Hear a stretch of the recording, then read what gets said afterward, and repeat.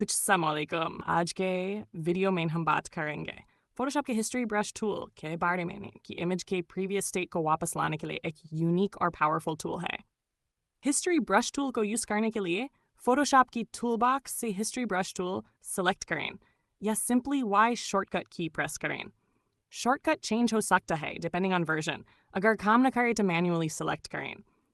अब कैनवस पर उस एरिया को पेंट करें जहां आप चेंजेस को उंडो करना चाहते हैं, लेकिन एक ट्विस्ट के साथ।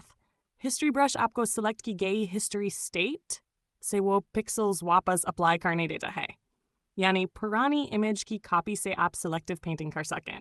इसका सबसे ज़्यादा यूज़ होता है रीटचिंग के बाद नेचुरल लुक के लिए, ब्लैक एंड वाइट फोटो में कलर्ड एरिया वापस लाने के लिए, या किसी भी पर्टिकुलर एडिट को रिवर्स करने के लिए without affecting the whole image.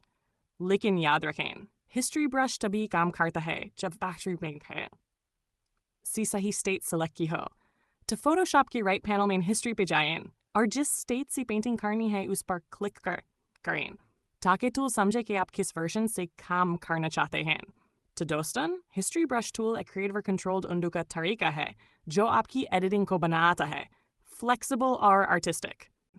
अगर वीडियो पसंद आए तो लाइक, शेयर और सब्सक्राइब करना न भूलें। मिलते हैं अगले डिज़ाइन ट्यूटोरियल में डिज़ाइन चेस्ट के साथ।